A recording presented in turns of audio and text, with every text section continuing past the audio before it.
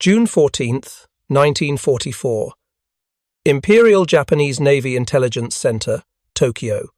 Lieutenant Commander Ryoichi Nakamura pressed his palms against the mahogany table, studying reconnaissance photographs scattered across its surface like autumn leaves. The images showed Eniwetok Atoll, captured by American forces 5 months earlier. His count was methodical, precise, the result of 3 weeks analyzing every shadow, every track mark, every vessel unloading at the newly constructed docks. 85 Sherman tanks, perhaps 90 at maximum. His report to Admiral Soemu Toyoda stated with confidence that the 4th Marine Division possessed no more than 45 tanks, while the 2nd Marine Division fielded approximately 40. The mathematics seemed sound. Each LST landing ship tank could carry a maximum of 18 tanks. Photographic evidence showed only 7 LSTs at Eniwetok. The conclusion appeared irrefutable. Before we jump back in, tell us where you're tuning in from, and if this story touches you, make sure you're subscribed because tomorrow I've saved something extra special for you. What Nakamura didn't know, what Japanese military intelligence had fundamentally failed to comprehend, was that American industrial capacity had transformed the Pacific War into a logistical equation Japan could never solve. The truth waiting at Saipan would shatter not just tactical calculations but strategic assumptions that had guided Japanese defensive planning since Pearl Harbor. 719 Sherman tanks were coming to Saipan. The Japanese defenders expected 85. This miscalculation would cost 32,000 Japanese lives and prove that intelligence failures don't just lose battles, they annihilate armies. March 1944. Detroit Tank Arsenal, Michigan.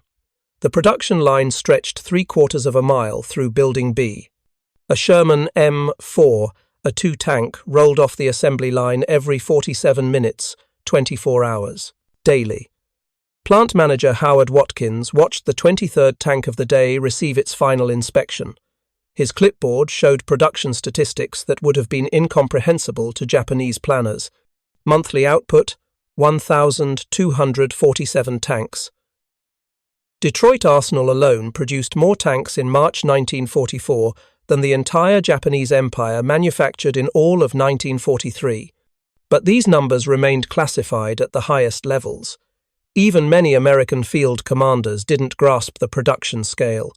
The M4A2 Sherman designated for Marine Corps use burned diesel fuel rather than gasoline, reducing fire risk during amphibious operations. Combat weight, 33 tons. Main armament, 75mm M3 gun. Armor, frontal hull 3 inches, turret 4 inches. Maximum speed, 26 miles per hour. Range, 120 miles. These specifications meant nothing in abstract. Their significance would become apparent only when 719 of these machines converged on an island measuring just 12 miles long by 5 miles wide. April 27, 1944. Saipan, Mariana Islands. Major General Yoshitsugu Saito, commanding the 43rd Division and all Army forces on Saipan, received intelligence estimates from Tokyo. His Chief of Staff, Colonel Takashi Goto, presented the analysis during morning briefing. American landing forces will include approximately 150 tanks across 2 divisions, Goto reported, reading from the document bearing Admiral Toyoda's seal. Intelligence estimates suggest no more than 85 Sherman medium tanks, with remainder being Stuart light tanks. Saito studied topographical maps spread across the command post table. The island's terrain offered advantages. Steep limestone cliffs along the east coast, Mount Tapochau rising 1,500 feet at the island's center, sugar cane fields providing concealment, ravines and caves offering defensive positions. "We have 48 tanks," Saito observed, referring to his Type 97 Chaiha medium tanks. "If Americans bring 150, we face 3-to-1 disadvantage, manageable with proper defensive preparation." What neither man understood was that their 3-to-1 disadvantage calculation was actually closer to 15-to-1. The mathematical error would prove catastrophic. Japanese Type 97 Chiha tanks, backbone of Imperial armor, were obsolete by 1944 standards. Combat weight, 15 tons. Main armament, 57mm gun with 35mm armor penetration at 500 yards. Frontal armor, 1-inch maximum. Maximum speed, 24 miles per hour. These specifications meant a Sherman could destroy a Chiha at ranges where Japanese tanks couldn't penetrate Sherman armor. Every technical comparison favored American vehicles, but Saito's planners believed numerical parity could offset qualitative inferiority. They were calculating with wrong numbers. May 8, 1944, Pearl Harbor, Hawaii. Lieutenant Colonel Lewis Walt, operations officer for the 4th Marine Division, briefed regimental commanders on Operation Forager, the assault on Saipan. The conference room at Fleet Marine Force Pacific Headquarters held 47 officers, each studying operation plans marked Top Secret. Tank support will exceed anything we've deployed previously, Walt explained, gesturing toward a logistics chart. The 4th Division lands with 368 Sherman tanks across 4 tank battalions. The 2nd Division brings 351 Shermans. Total armoured support, 719 medium tanks, plus 112 Stuart light tanks. The numbers drew murmurs. Even officers who'd fought through Tarawa and Kwajalein had never seen tank support at this scale. Marine Corps doctrine typically allocated 1 tank battalion per division, approximately 48 tanks. Saipan would have 15 times that concentration.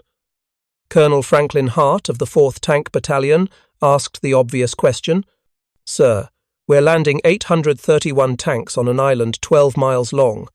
That's 69 tanks per linear mile of terrain. Can the island even support that density?" Walt's response revealed American planning philosophy. The Japanese have 32,000 troops on Saipan. We're bringing 71,000 Marines and soldiers. We don't plan to fight fair. We plan to overwhelm them with everything we have. This was industrial warfare. Japan prepared for combat. America prepared for demolition. June 10th, 1944. Garapan Harbor, Saipan. Warrant Officer Kenji Watanabe of the 55th Naval Guard Force watched American carrier aircraft strike the island for the 4th consecutive day. Ammunition dumps burned across the landscape. The harbor held 14 burning cargo vessels. American dominance of the skies was absolute, but Watanabe's concern focused on intelligence reports from coast watchers. His observation post overlooked the western beaches where American assault would come. His log entry for June 10th recorded, "American fleet visible to horizon. Transports estimated at 200-plus vessels. This exceeds all previous operations." What Watanabe couldn't see, what Coast Watchers' reports couldn't determine, was what those transports carried. LSTs designed to carry tanks looked identical to LSTs carrying supplies, artillery, or infantry. Visual identification couldn't distinguish cargo. Japanese planners used mathematical models based on cargo capacity to estimate tank numbers. Those models assumed efficient but not extraordinary load factors. American logistics had exceeded theoretical maximums. Some LSTs carried 22 tanks, 4 beyond design specifications. Others towed additional tanks on pontoon barges. Tank transport ships carried Sherman tanks in holds and on decks. The Marine Corps had devoted every available transport to moving armor to Saipan. June 15th, 1944. D-Day at Saipan. 0600 hours. 8,000 yards offshore, USS Tennessee's 16-inch guns opened the preparatory bombardment. 640 naval guns joined the barrage. Explosions walked across the landing beaches in rolling thunder. At 0700 hours, the first wave of LVT's amphibious tractors churned toward shore. Behind them, LSTs approached the reef line. At 0832, the first Sherman tank of the 4th Tank Battalion rolled off LST-27's bow ramp into 4 feet of water, wading toward Beach Red 1. Private First Class Hiroshi Tanaka, manning an observation post above Chalan Kanoa, watched the American landing through field glasses. His hands trembled as he counted tanks emerging from landing craft. 8 tanks from the first LST, 7 from the second, 9 from the third. His count reached 47 Sherman tanks ashore in the first 90 minutes. Tanaka's report to company headquarters reflected disbelief. Request confirmation. Have counted 47 medium tanks on Beach Red 1 sector alone. This exceeds intelligence estimate for entire American force. Battalion headquarters response: recount and correct. You are counting same tanks multiple times. But Tanaka wasn't mistaken. He was watching Company B, 4th Tank Battalion, land all 48 of its Shermans. 3 more tank companies were landing simultaneously on other beach sectors. By noon, 312 Sherman tanks had reached shore. By nightfall, 541. Technical Sergeant Michael O'Brien commanded Devil Dog, a Sherman M4A2 of Company A, 2nd Tank Battalion. His combat log for June 15th recorded the landing sequence. 0915, rolled off LST 34 into 3 feet of water, buttoned up, sealed for wading. Water reached turret ring, 30 yards to shore. Beach gradient gentle, good traction. No enemy fire during landing. O'Brien's tank was the 19th Sherman to reach Beach Green 1. By his count, 63 tanks had landed on his beach sector within 4 hours. The entire beach looked like a tank parking lot, he wrote years later. Shermans everywhere, tracks churning sand, engines roaring. I'd never seen so many tanks in one place. The Japanese had never seen anything like it either, because such concentration had never existed in human warfare. 719 medium tanks on a 12-mile island represented tank density unprecedented in military history. For comparison, the entire German Afrika Korps at its peak fielded approximately 300 tanks across thousands of square miles. The Battle of Kursk, largest tank battle in history, spread 3,000 tanks across hundreds of miles of front. Saipan compressed 719 tanks into 72 square miles. June 15th, 1944. 1900 hours. General Saito's command bunker near Mount Tapochau received tactical reports from beach defense forces. What remained of them? American naval gunfire and airstrikes had devastated forward positions. The landing had punched through every beach defense sector, but most disturbing were tank reports. Telling and preparing this story took us a lot of time, so if you are enjoying it, subscribe to our channel. It means a lot to us. Now, back to the story.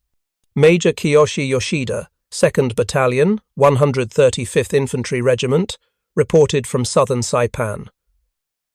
American tank strength far exceeds estimates. Have counted 187 medium tanks in southern sector. Repeat, 187 medium tanks. Request confirmation of intelligence estimates. Captain Shuichi Nakano, 3rd Battalion, 18th Infantry Regiment, reported from central sectors. Tank concentration unprecedented. Estimate 200-plus medium tanks engaged northern Chalan Kanoa. Our 47mm anti-tank guns ineffective against frontal armor at combat ranges. Colonel Goto compiled reports into coherent tactical picture. The mathematics were horrifying. If southern sector showed 187 tanks, and central sector showed 200, and northern sectors reported similar densities, the actual American tank strength approached 700 to 800 vehicles. Impossible, Goto declared. American logistics cannot support such numbers. Commanders are counting same tanks repeatedly as units maneuver. But Goto's denial reflected inability to accept reality rather than analytical failure. Japanese military planning assumed American production and logistics operated at levels comparable to Japanese capabilities, perhaps 2 or 3 times greater. The actual factor was closer to 20 times greater. This wasn't arithmetic error. This was fundamental failure to comprehend industrial scale. Warfare. June 16th, 1944, 06:30 hours. Marine Corps tank columns pushed inland. The 4th Marine Division's tank battalions formed the armoured fist, driving north toward Garapan. The 2nd Division's armour supported infantry advancing on Mount Tapochau. Corporal Takeshi Kojima, Type 97 Chiha tank commander with the 9th Tank Regiment, waited in ambush position near Chalankanoa. His camouflaged tank had survived the bombardment. He commanded one of 41 operational Japanese tanks, remaining from original strength of 48. We trained for tank versus tank combat. Kojima testified during post-war interrogations. Our doctrine emphasized aggressive maneuver and close-range engagement where our guns could penetrate American armor. We understood American tanks had better guns and armor. We believed superior training and warrior spirit could overcome technical disadvantage. At 07:15, 3 Sherman tanks of Company C, 4th Tank Battalion, appeared 800 yards away, advancing along the coastal road. Kojima ordered his driver forward to closing range. At 400 yards, he ordered halt and prepared to fire. Before his gunner could engage, all 3 American tanks fired simultaneously. The first 75mm round struck Kojima's tank at the junction of hull and turret, penetrating completely. The tungsten core penetrator continued through the fighting compartment, killing the loader and gunner instantly. Kojima, wounded by spalling fragments, scrambled from the commander's hatch as ammunition ignited. His tank burned for 40 minutes. The engagement lasted perhaps 10 seconds, Kojima recalled. They saw us at ranges where we couldn't effectively engage them. They fired before we could fire. Their gunnery was superb. Our tank and crew meant nothing against their technology. This pattern repeated across Saipan. Japanese Type 97 tanks, designed for infantry, support and combat against Chinese forces with minimal anti-tank capability, were hopelessly outclassed. By June 17th, 41 Japanese tanks had been destroyed. 0 American tanks were lost to Japanese tank action. The tank versus tank combat ratio demonstrated technical superiority, but tank versus infantry engagements revealed American tactical doctrine. Sherman tanks didn't just destroy enemy armor, they pulverized defensive positions, bunkers, gun emplacements, and infantry concentrations with methodical efficiency. Staff Sergeant Robert Patterson, commanding Avenger, participated in 18 separate infantry support missions during the first 4 days. We'd form columns of 4 or 5 tanks, Patterson explained in his after-action report. Infantry would mark enemy positions with smoke grenades. We'd advance to within 100 yards and systematically destroy every position with main gunfire and machine guns. 75mm high explosive against bunkers, canister rounds against infantry, machine gun fire to suppress. We'd spend 30 minutes reducing a position that would have taken infantry all day. The arithmetic was brutal. Each Sherman carried 97 75mm rounds. At typical engagement rates, a tank could fire 60 rounds before ammunition depletion required resupply. 60 targets destroyed per tank. Multiply by 719 tanks.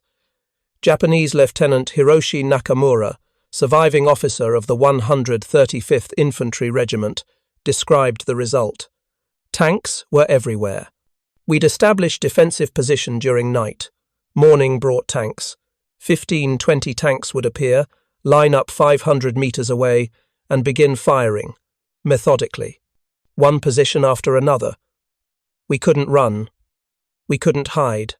We could only wait to be destroyed. June 20th, 1944. General Saito relocated command post to Mount Tapochau's northern caves. American forces controlled half the island. Japanese defensive lines had collapsed not through lack of determination, but through absolute material superiority. Colonel Goto presented updated intelligence assessment. Photographic analysis of captured American positions and prisoner interrogations confirmed the catastrophic intelligence failure. American tank strength confirmed at minimum 600 medium tanks operational. Estimate total deployment 700 to 750 tanks. Our initial intelligence estimate of 85 tanks was incorrect by factor of 9. The silence in the command bunker lasted nearly a minute. Finally, Saito spoke. How did our intelligence fail so completely? Goto's response revealed institutional blindness. We assumed American production and logistics operated within parameters we understood. We calculated based on Japanese capabilities expanded by factor of 3 or 4. The reality is, Americans operate at scale we never imagined possible. Captain Takeo Sakai, senior Navy officer on Saipan, added bitter observation. Americans have more tanks on Saipan than our entire empire possesses. They brought more tanks to one island than we've manufactured in 2 years. This isn't warfare. This is industrial annihilation. The psychological impact was devastating. Japanese doctrine emphasized spiritual superiority, compensating for material disadvantage. But 719 tanks couldn't be overcome by spirit. Mathematics was absolute. Each Japanese soldier faced impossible odds, not because of cowardice or insufficient training, but because the equation had no solution. Private Yoshio Yamamoto, 50th Infantry Regiment, later described the breakdown of morale. We were told one American tank faced one Japanese rifle squad. We could prevail through courage. But when 50 tanks appeared against our battalion, courage became irrelevant. You cannot fight mathematics. You can only die. June 25, 1944. The collapse of Japanese organized resistance began not with breakthrough but with realization. Soldiers in isolated positions understood the battle was lost when American tank columns simply drove past them, ignoring pockets of resistance to pursue operational objectives. This wasn't defeat in battle. This was irrelevance. Sergeant Major Kenji Tanaka, 24th Infantry Regiment, recorded in his diary, "Tank columns move past our position. 50, 60, 70 tanks. We fire. They ignore us. Infantry following tanks reduce our position. This is how we matter, not as opponents. As obstacles to be cleared by follow-up forces while tanks pursue real objectives."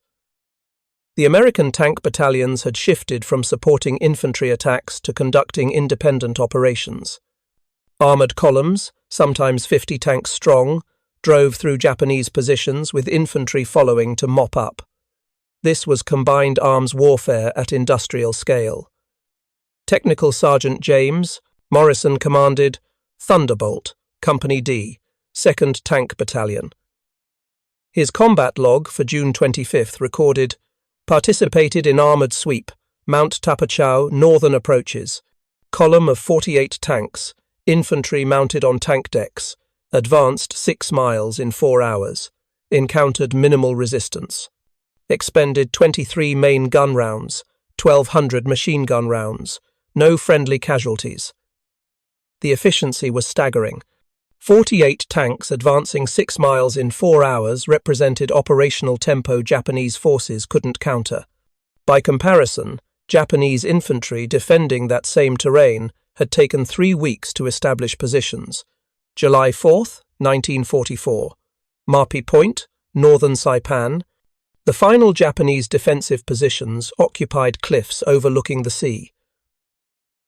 Approximately 4,000 soldiers, sailors and civilians crowded into the last square mile of Japanese-held territory.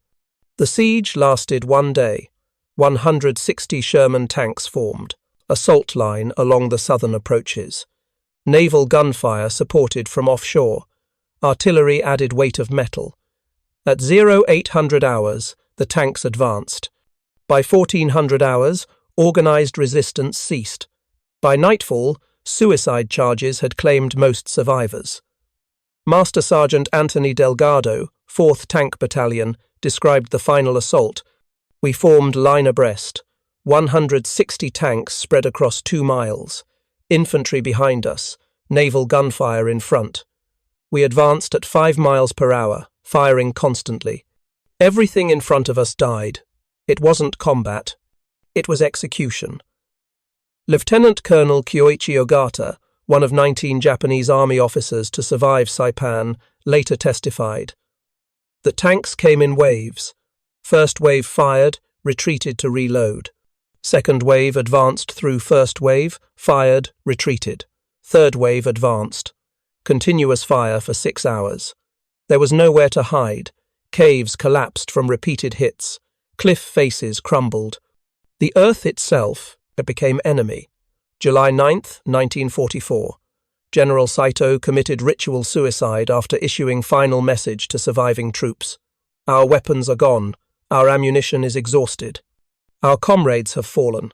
There is no dishonor in our defeat. We faced an enemy who brought more tanks to our island than we knew existed in the world. We fought with courage. We died with honor. But courage and honor cannot defeat 700 tanks. The final statistics revealed the arithmetic of annihilation. Japanese forces on Saipan. 32,000 soldiers, 5,000 sailors. Casualties. 29,000 killed, 921 prisoners. American forces, 71,000 Marines and soldiers. Casualties. 3,111 killed, 10,364 wounded. The casualty exchange ratio, approximately 9 Japanese killed per American killed, reflected overwhelming material superiority. Sherman tank losses, 74 destroyed, 31 by mines, 28 by artillery, 15 by anti-tank guns. 0 losses to Japanese tank action. Captain Sakai survived as prisoner. His 1953 testimony provided insight into Japanese military thinking. We prepared to fight Americans. We didn't prepare to fight American industry. Every calculation, every plan, every strategy assumed Americans would fight like an army. Instead, they fought like a factory. They brought more of everything than we imagined possible. More ships, more planes, more artillery, more tanks. Fighting them was like fighting a machine that never tired, never stopped, never ran out of resources. The intelligence failure regarding tank numbers symbolized broader failure to comprehend American industrial capacity. Japanese intelligence estimated American tank production at 300 per month based on analysis of Detroit arsenal capacity. Actual production exceeded 1,000 per month across multiple facilities. The estimation? Error wasn't analytical failure, it was conceptual failure. Commander Nakamura, the intelligence officer who calculated 85 tanks at Saipan, survived the war. His 1956 testimony explained the miscalculation. We analyzed photographs, counted vessels, calculated cargo capacity, and reached conclusions that made sense within our framework of understanding. We couldn't imagine Americans would devote 100-plus ships to moving 700 tanks to one island. Such concentration seemed wasteful, inefficient, unnecessary. We assumed Americans would distribute resources logically. We never understood that Americans had so much they could afford to be illogical. This revealed fundamental difference in warfare philosophy. Japanese military planning emphasized efficiency, careful resource allocation, and acceptance of material limitations. American planning emphasized overwhelming force, redundancy, and resource expenditure that seemed wasteful until you realized waste was affordable at American production scales. The Sherman tanks at Saipan consumed approximately 400,000 gallons of fuel daily. Japanese intelligence analysts, seeing this consumption rate, concluded such operations were unsustainable. They were correct by Japanese standards.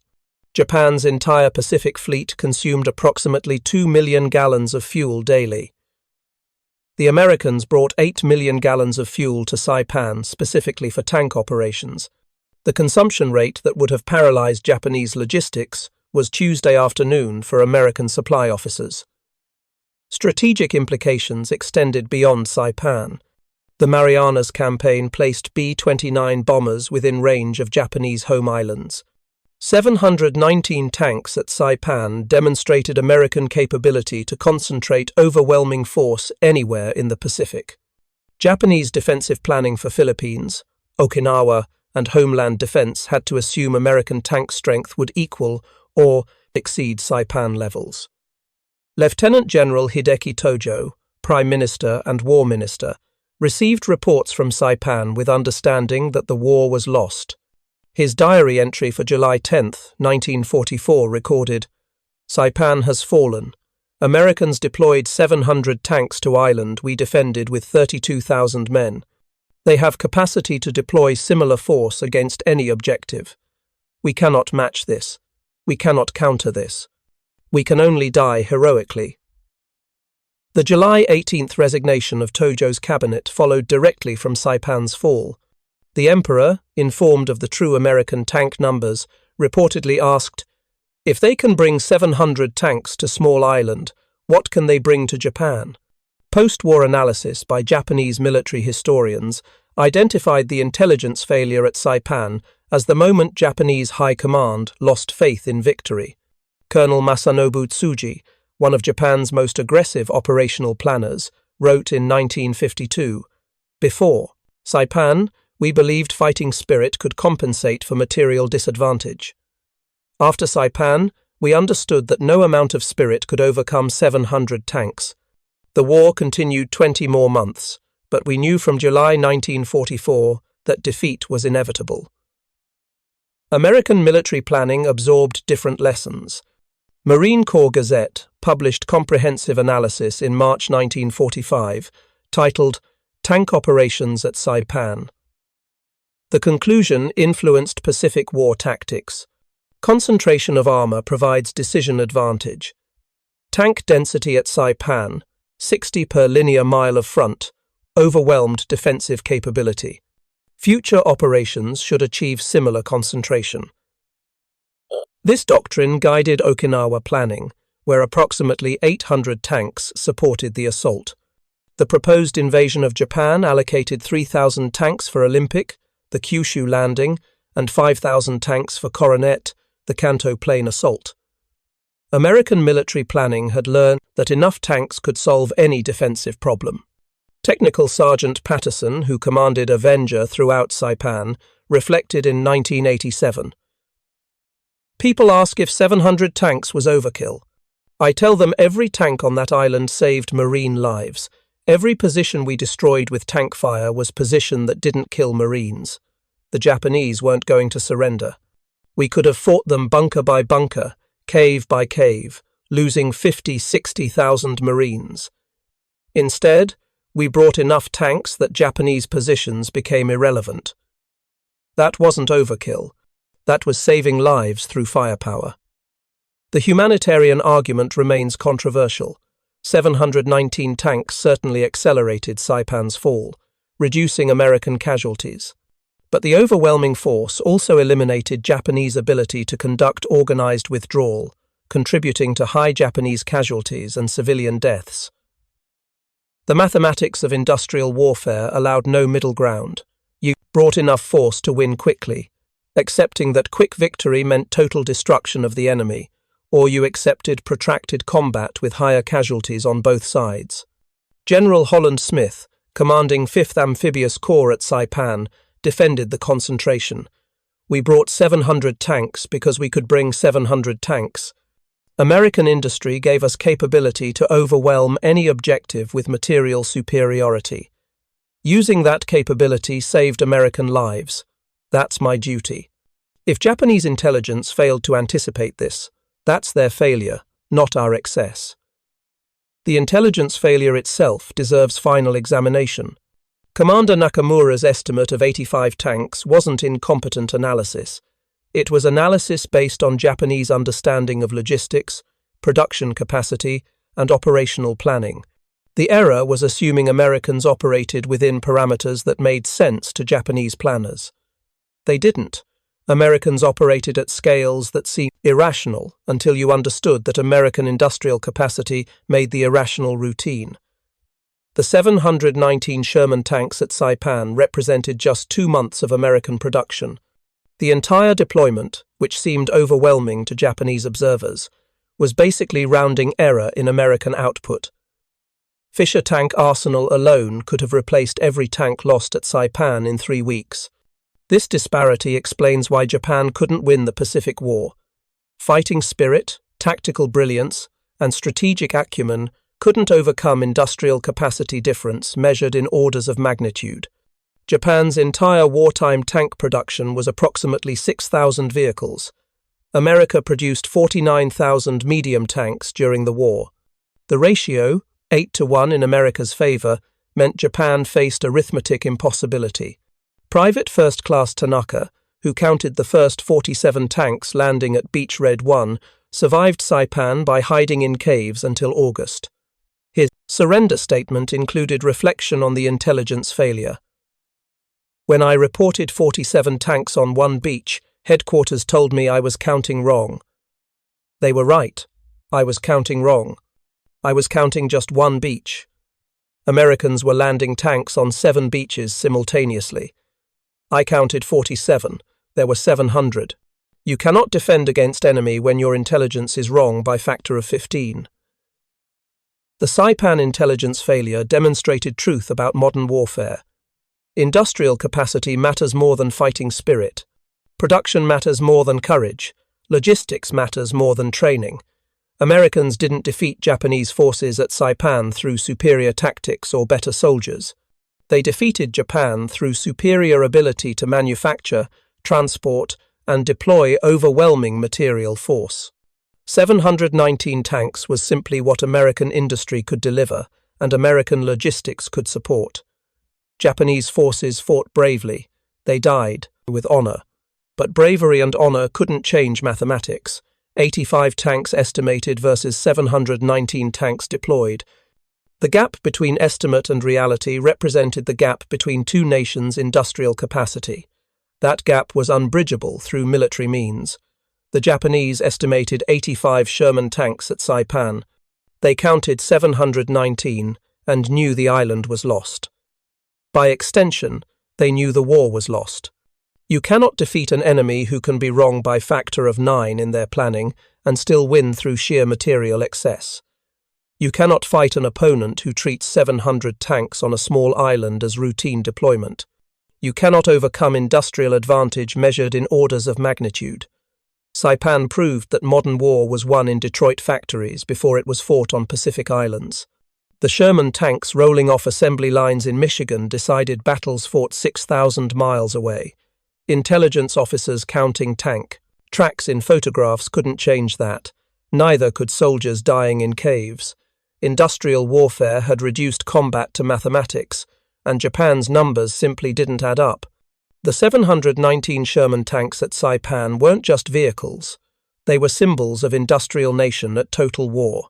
They represented American capacity to manufacture overwhelming force and deliver it anywhere on Earth.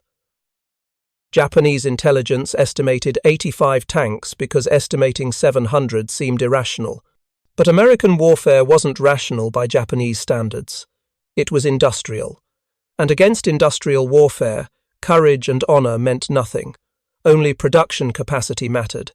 When General Saito committed suicide on Marpi Point, his final message acknowledged a truth that transcended the battlefield at Saipan. "We cannot defeat 700 tanks," he wrote. "We can only die honorably attempting the impossible." It was not merely the despair of a defeated man. It was the epitaph of an empire that had staked its future on valor against volume, spirit against steel, and conviction against capacity. Saito's note was more than personal resignation. It was a final admission of mathematical certainty. His forces had fought bravely, at times even brilliantly, but the equation was fixed long before the first American landing craft touched the beaches. Against an opponent who measured power not in courage but in output, Japan's doom was sealed the moment war began. Saipan was simply where arithmetic overtook illusion. The intelligence officer who had estimated that 85 tanks would suffice to repel an invasion had been correct if the enemy had been any other nation. His assumptions followed the logic of finite warfare: limited supply, proportional force, and exhaustion as the ultimate arbiter. But the Americans fought by a different logic entirely. Their battlefield was not the beach or the jungle. It was the factory floor, the assembly line, the shipyard, the refinery, and the railroad network.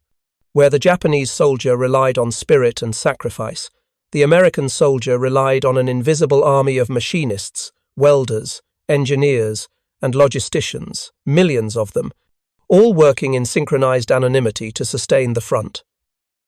The difference was profound and absolute. Japan prepared for war. America prepared for production. That distinction may sound semantic, but it defined the entire Pacific conflict. Japanese strategy assumed that war would be decided swiftly, by audacity and skill. Their victory at Pearl Harbor was conceived as a blow that would force negotiation, not a beginning to a war of attrition. They imagined an opponent unwilling to fight long, unwilling to endure, unwilling to mobilize a society for total war. In that vision, the United States was soft industrial perhaps, but decadent, fractured, and hesitant. They could not have been more mistaken when American industry turned its attention to war. It did not merely produce more weapons, it redefined what production meant. Detroit became the arsenal of democracy, and its factories ceased to manufacture cars, producing instead the vehicles that would storm across Europe and the Pacific. At Willow Run, one B-24 bomber rolled off the line every 63 minutes. In the shipyards of Richmond and San Pedro, Liberty ships were assembled faster than the Japanese could sink them. Where Japan built destroyers by hand in naval arsenals, the Americans prefabricated sections, welded them together, and launched new hulls before the previous ones had even reached mid-ocean. The Japanese officer corps never fully understood this transformation. To them, warfare remained a contest of will and skill, of maneuver and morale. They could calculate troop strengths and tank numbers, but they could not comprehend an adversary that operated on industrial logic, where inefficiency was more dangerous than enemy fire, and victory depended less on tactic than on throughput. For Japan, every tank lost was irreplaceable. For America, every tank lost was a line item on a production report. That was the mathematics General Saito confronted at Saipan. Not the mathematics of courage or command, but of capacity.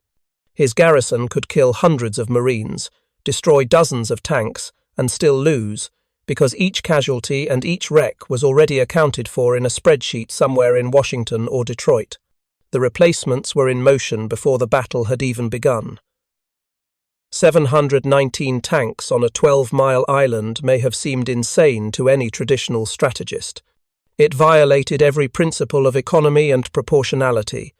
But industrial warfare followed its own logic, one in which excess was prudence, redundancy was safety, and overkill was efficiency. The American system could afford to saturate every battle with more material than any conceivable need required, because the system itself was built for surplus. Japan's military could not match that, nor could it adapt to it. Its war planners had built an empire on the assumption that discipline and dedication could offset disparity.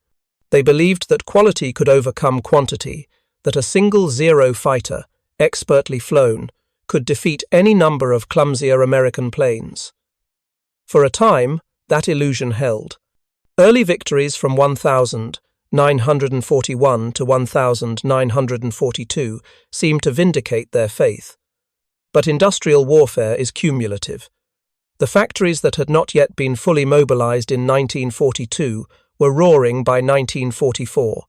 The pilots trained in 1942 were being replaced by entire schools of new aviators in 1944. By the time of Saipan, Japan was no longer fighting a nation. It was fighting a process. Saito, a professional soldier schooled in the traditions of Bushido, could not win against such a machine. His personal courage was unquestionable, his troops fiercely loyal, but the arithmetic was inescapable. When 700 tanks appeared on an island that should have seen 85, the realization must have been crushing. This was not a battle that could be won by strategy or spirit.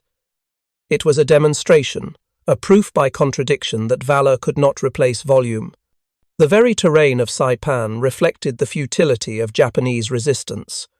The island's volcanic ridges and coral plains had once favored defense, but against the combined arms of industrial warfare tanks supported by naval gunfire, by aerial bombardment, by amphibious logistics, it became merely another obstacle to be leveled and paved. American Seabees built airstrips in days where Japanese engineers would have taken months. Bulldozers, jeeps, and cranes became extensions of military power, transforming the landscape as efficiently as any artillery barrage. That transformation was as psychological as it was physical. The Japanese fought to preserve an empire of tradition. The Americans fought to construct an empire of logistics. Every crater filled, every pier built, every runway poured in concrete was a statement that this new form of warfare could not be resisted by courage alone. Saito's final act, his ritual suicide, followed a code of honor that had guided samurai for centuries. But in that gesture lay an unspoken recognition that the code itself was obsolete. The modern battlefield no longer rewarded sacrifice. It rewarded systems. In the world that was emerging, death for honor had no strategic value. What mattered was not how bravely one fought, but how efficiently one produced. This was the cruel truth of industrial war. It dehumanized victory. Individual heroism was rendered irrelevant by the scale of material. A single B-29 raid could annihilate what 1,000 soldiers might have defended for weeks. A convoy of Liberty ships could deliver more firepower in one crossing than an entire year's production of the Japanese Navy. The industrial age had mechanized not just the means of destruction, but the logic of it. The Japanese army's courage was undeniable. Their soldiers fought to the last man on countless islands, often preferring death to surrender. But courage could not replenish fuel tanks or manufacture spare parts. By 1944, Japan's logistical system had collapsed under the strain of blockade. Oil was scarce, steel scarcer still, and trained manpower irreplaceable. Every engagement became a one-way expenditure of strength, while the Americans replenished theirs effortlessly as if by some endless machine. That machine was not an abstraction. It was a vast, coordinated network that reached from Iowa wheat fields to Pennsylvania steel mills to Californian ports. The American soldier on Saipan might never have seen it, but he was sustained by it every hour. His rifle, his rations, his tank, his fuel, all arrived on time, in quantity, without interruption. He fought with the confidence of a man who knew that behind him stood not a supply line, but an entire civilization reorganized for his support. This was the arithmetic Saito could not escape. He was fighting not against 700 tanks, but against the nation that could replace 700 tanks each month. Every Japanese gun destroyed one target but exhausted ammunition that could never be replenished. Every American shell destroyed one bunker and was instantly replaced by another, fresh from the production line. The balance was not tactical. It was statistical. The outcome was determined by tonnage, by rate of output, by logistics schedules printed weeks in advance. In this sense, Saipan was not merely a battle, it was a demonstration of industrial inevitability. It revealed that modern war was no longer a contest of generals, but of economies. The island was lost, not through failure of command or courage, but through the relentless arithmetic of production capacity. Japan had entered a struggle that could not be won because it could not be supplied. The tragedy was that Japan's leaders knew this, at least in part. Their intelligence services had accurately measured American industrial output as early as 1941. They knew that the United States could produce thousands of aircraft and ships annually, far beyond anything Japan could match. Yet they convinced themselves that morale could substitute for machinery, that willpower could overcome waste, that destiny favored the bold. They mistook the temporary advantage of surprise for strategic superiority. By the time of Saipan, illusion had given way to catastrophe. The American victory there opened the path to the Philippines and placed Japan's home islands within range of B-29 bombers. But even more devastating was the psychological impact. For the first time, the Japanese people saw that the empire's outer defenses could be obliterated despite their defenders' sacrifice. The arithmetic of defeat was becoming visible to all. General Saito's death, then, was not only an act of despair, it was a symbolic surrender to modernity. His suicide acknowledged that traditional warfare, with its emphasis on honor and valor, had been rendered obsolete by mass production. His final words captured the futility of resisting a power whose strength lay not in the bravery of individuals, but in the momentum of machines. In the aftermath, American officers who surveyed the island were struck by the scale of destruction. The Japanese had fought to extinction, their positions obliterated by overwhelming firepower. Yet even amid the carnage, the Americans were already rebuilding, laying airfields, unloading equipment, preparing for the next advance. War, for them, was a process in motion. The same factories that had produced 700 tanks for Saipan were already producing the next wave for Guam, Tinian, and beyond. It was this continuity, this industrial persistence that ensured victory. Each battle fed the next, not through inspiration but through replication. The system was self-sustaining, almost mechanical in its rhythm. That was the true innovation of the American war effort, not the technology itself, but the capacity to reproduce it indefinitely. Japan, by contrast, had reached the limits of its resources. Its armies were still fighting with rifles and artillery pieces from the 1932nd. Its aircraft were built in workshops, not factories. Its fuel was rationed, its transport paralyzed, its population starving. The empire that had once prided itself on discipline and order had become a victim of its own rigidity, unable to adapt to the flexible, scalable logic of industrial war. When General Saito wrote that they could only die honorably attempting the impossible, he might have been speaking for an entire generation. His words encapsulated the tragedy of a nation that mistook spiritual strength for material sufficiency. In their pursuit of honor, they ignored arithmetic. In their devotion to tradition, they overlooked transformation. The war in the Pacific was not won by strategy alone. It was won by logistics, by capacity, by the mastery of industrial arithmetic. The Americans did not fight smarter or braver. They fought larger. They did not rely on genius, but on process. They fought not for glory, but for completion. And so Saipan fell not to superior tactics, but to the mathematics of mass production. The island was conquered by equations written in factory ledgers, by ratios of steel and fuel, by the unrelenting momentum of an economy mobilized for total war. In the end, Saito's epitaph stands as the defining statement of Japan's war. They attempted the impossible and died honorably doing so. But against a nation that could build 700 tanks where 85 were expected, honor was not enough. Arithmetic had already chosen the victor. Up next, we have two more incredible stories that are waiting for you. Just click the image you want to watch, and it will take you there. If you enjoyed this video, make sure to subscribe. It would mean a lot.